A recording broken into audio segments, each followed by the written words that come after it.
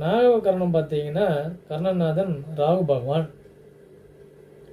இதுக்குரிய விலங்குன்னு எடுத்துக்கிட்டிங்கன்னா பாம்பு, சர்ப்பம். ராகுனாலே உங்களுக்கு தெரியும், தலை கொண்டது பாம்பு, வால் கேது அப்படின்னு சொல்லி.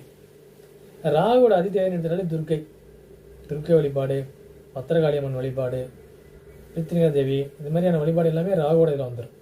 குரு தெய்வங்கள் எல்லாமே ராகுவோட இதில் வந்துடும். அப்போ அது பார்த்தீங்கன்னா பாம்போட குணாதிசயம் தான் இவங்களுக்கு அதிகமாக இருக்கும். நிறைய சாப்பிடுவாங்க.